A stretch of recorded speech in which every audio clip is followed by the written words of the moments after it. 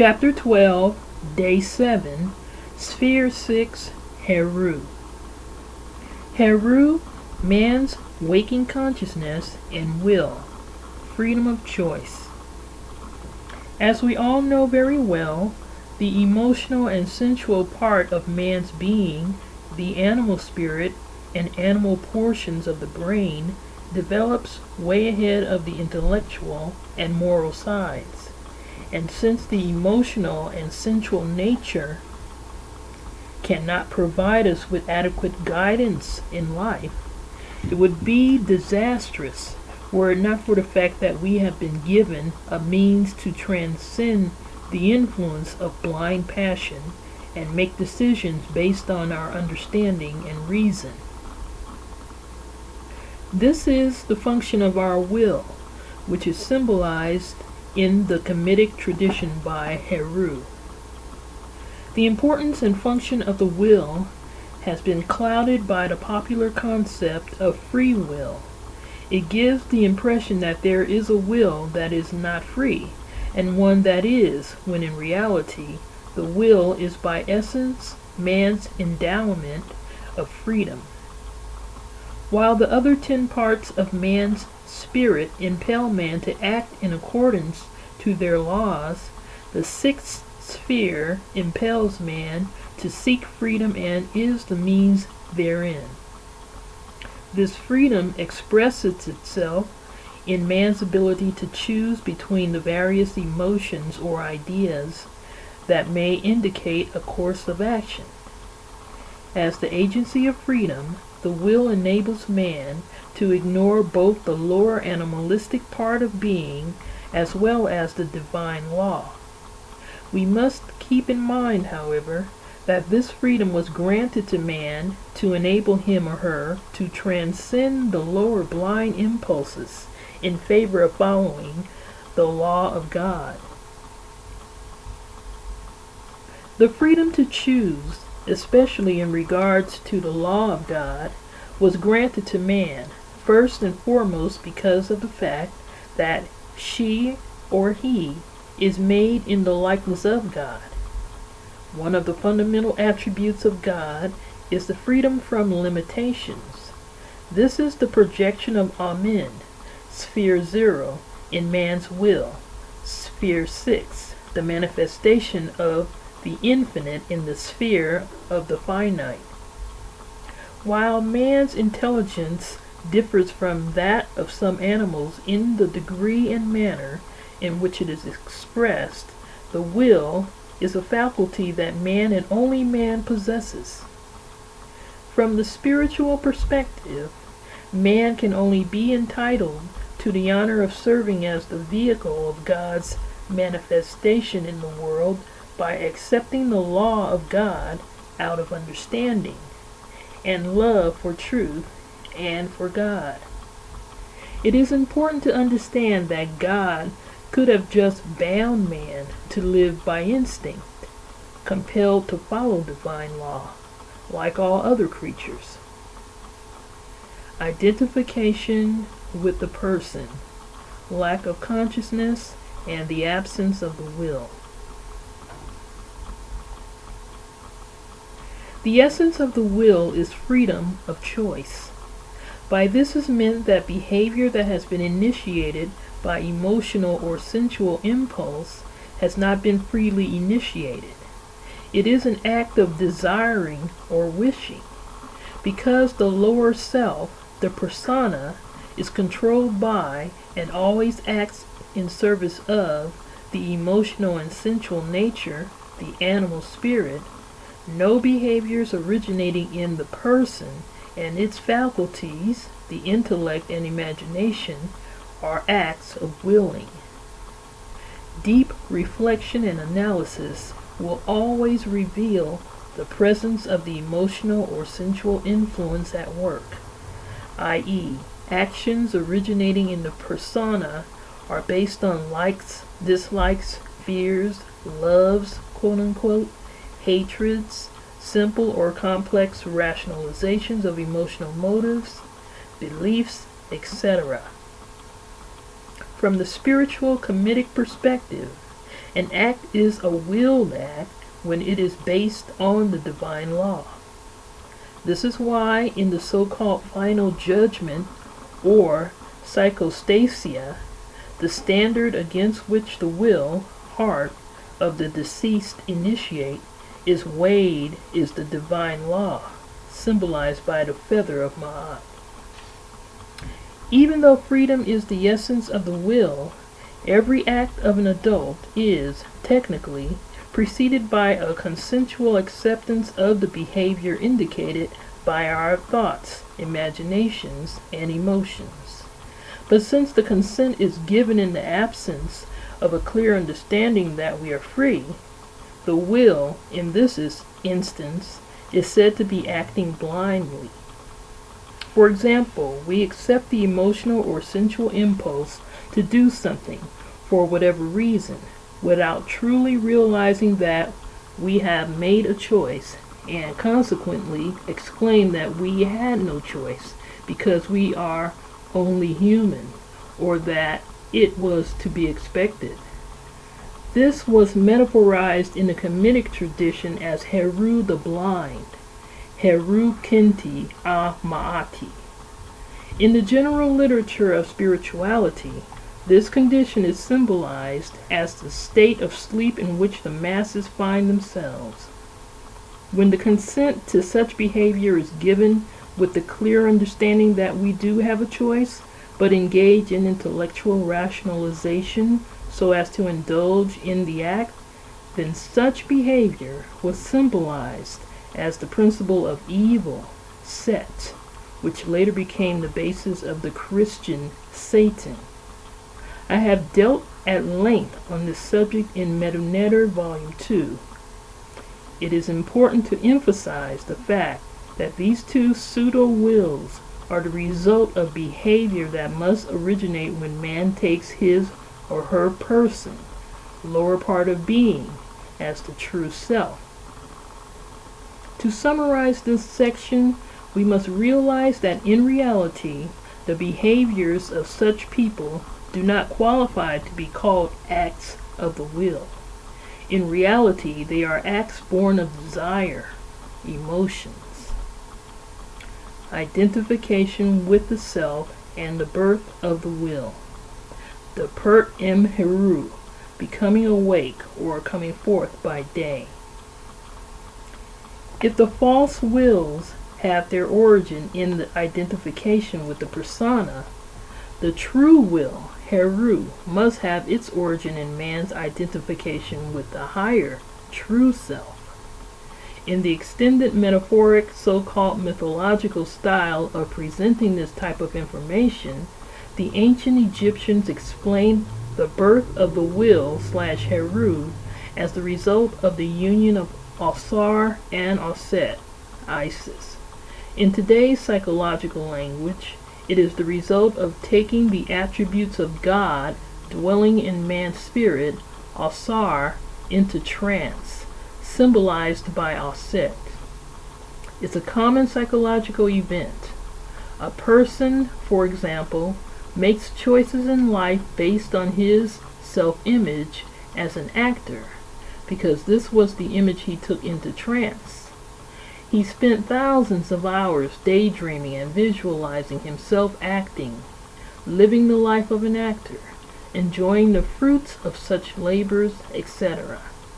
If you want to bring forth the true will, you must take into trance the image of yourself acting in all areas of life according to the attributes of God, as explained in spheres 0 through 3, and making choices based on sphere 4, Ma'at, in place of your current beliefs, sphere 8, and emotional orientation. Not only must this be done through formal sit-down meditations, your self-image as Osar must dominate the content of your daydreams. With this understanding, we can progress to the understanding of how the will functions. It expresses itself through a set of energized ideas. Hence, Heru is the set of energized ideas aimed at manifesting behavior on the basis of the identity of the waking consciousness with Osar. These were metaphorized as the heavenly beings Semshu Heru, which aided Heru in his struggle against Set, while Set is the set of energized ideas aimed at manifesting behavior on the basis of the identity of the waking consciousness with the person.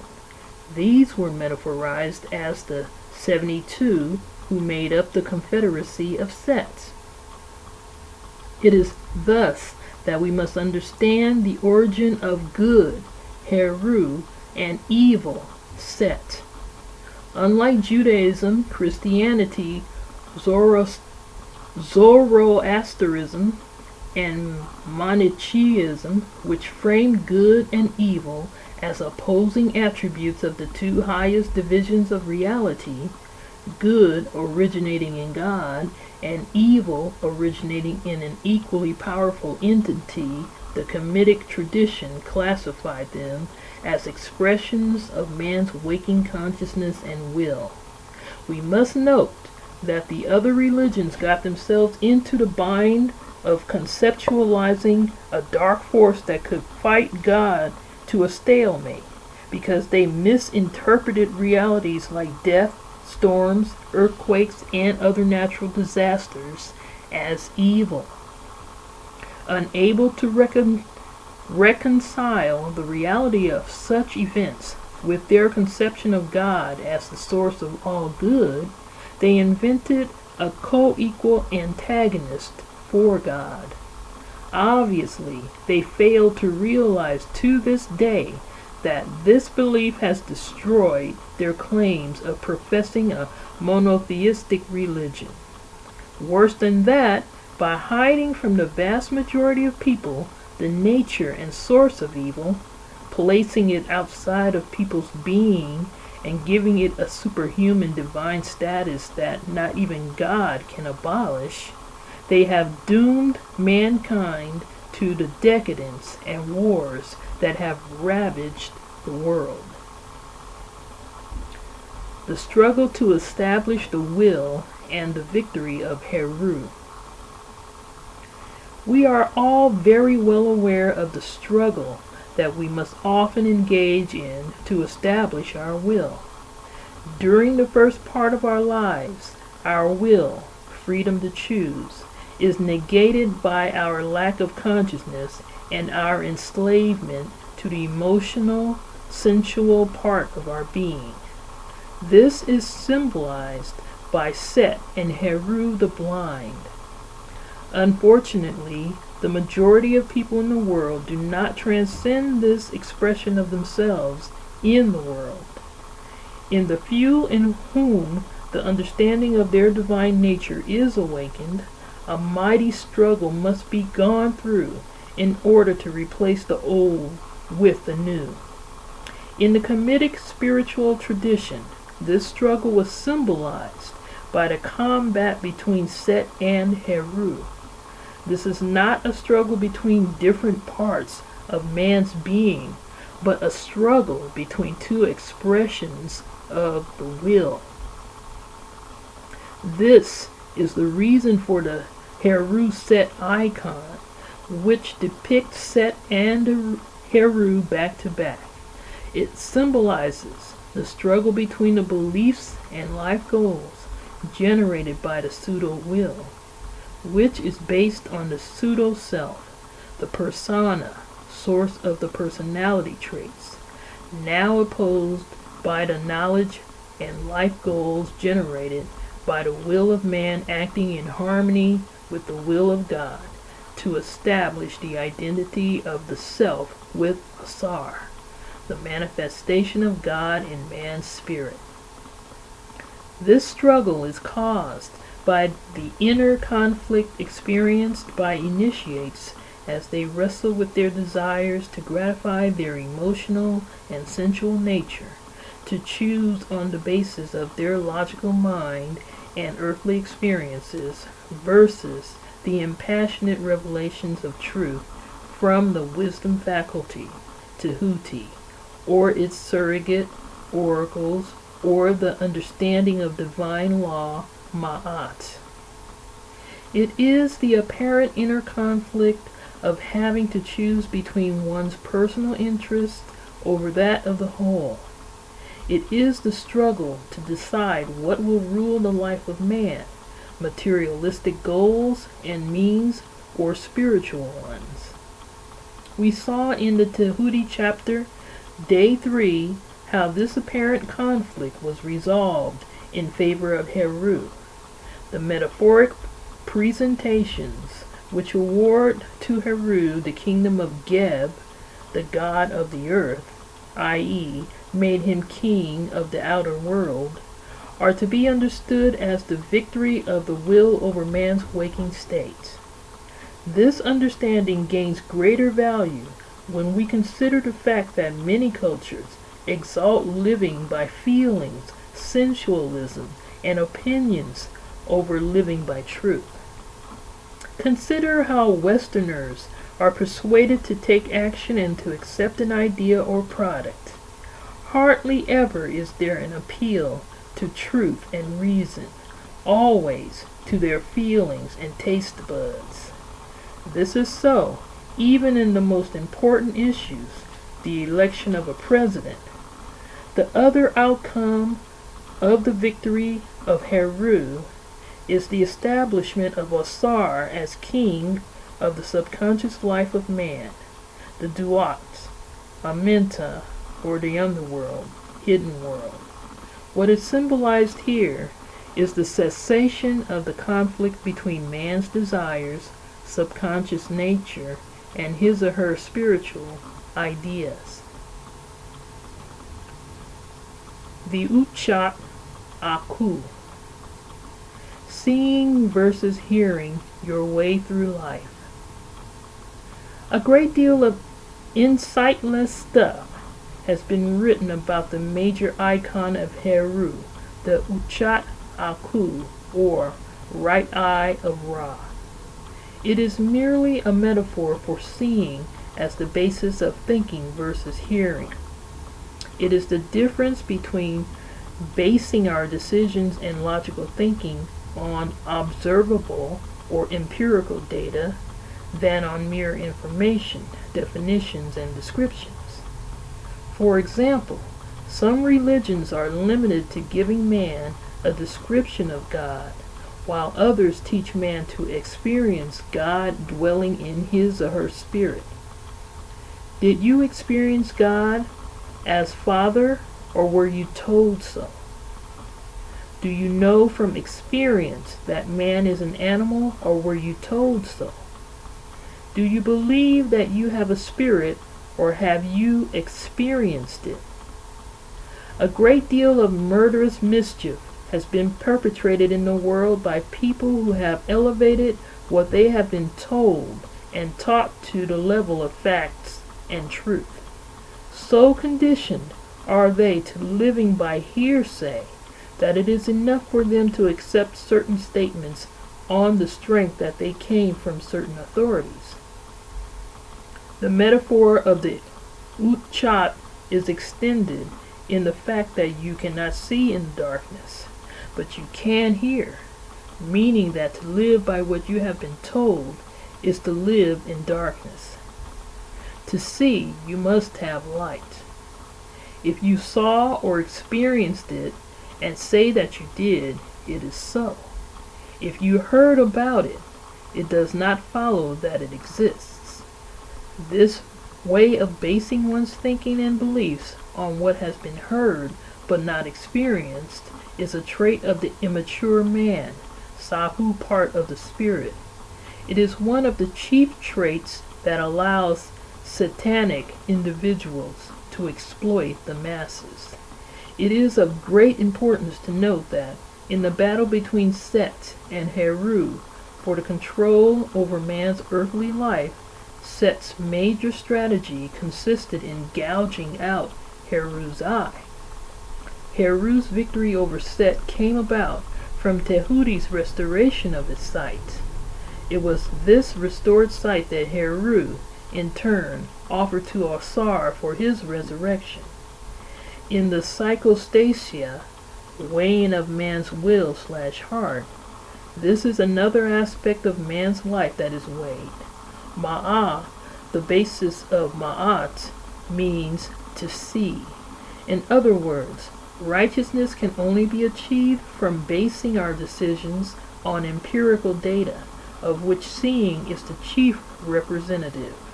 We must understand, however, that empiricism is not limited to the physical realm, as believed by Western scholars.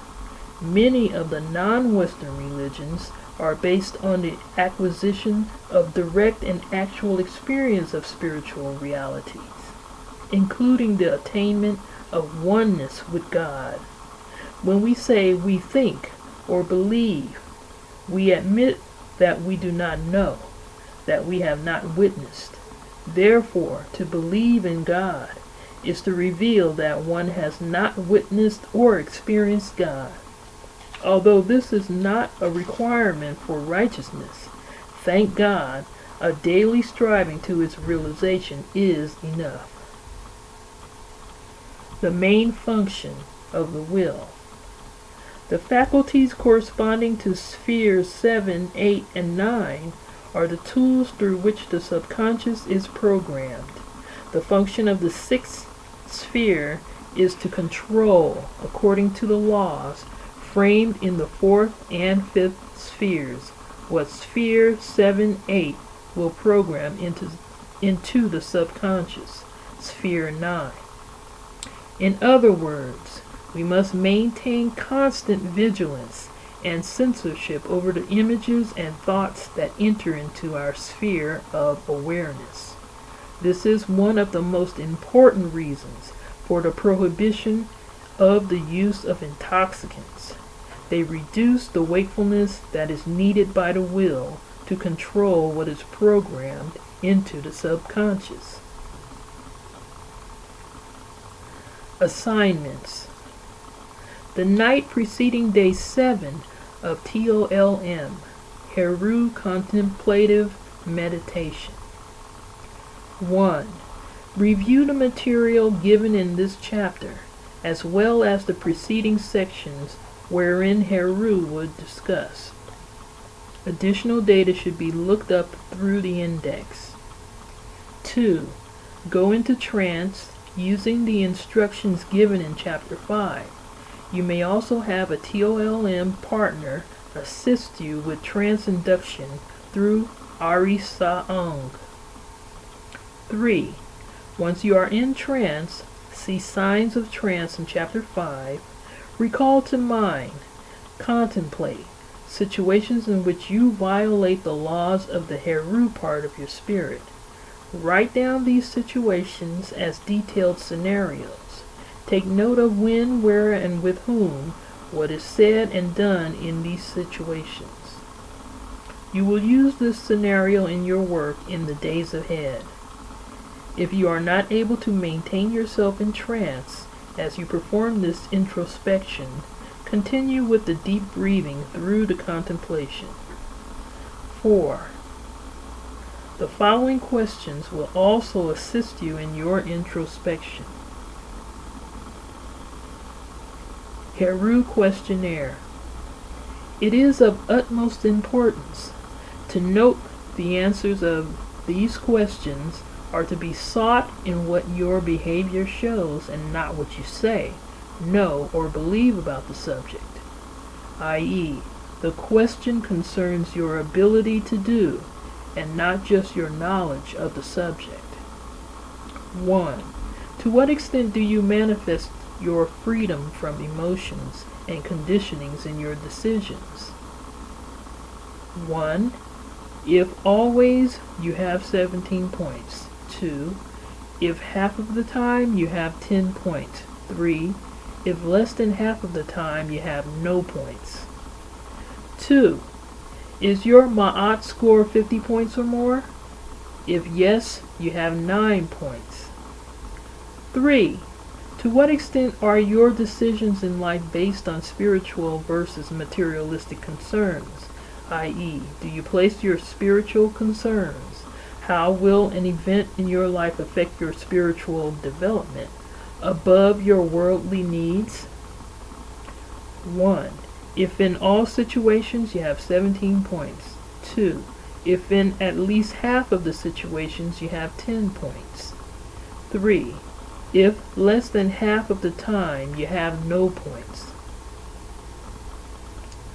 Day 7 of TOLM, Heru assignment. 1. From this day on, you must make the effort to observe the laws of Heru in regards to the area of life you are now seeking to rectify, and to whatever area the insight spills over. As this is the very beginning of the process, and there are many other sets of violations, 9 more to be exact, do not be concerned over the fact that you may not be succeeding in your efforts. Of chief importance is giving respect to the presence of God in your spirit by resisting acting from emotional and sensual influences.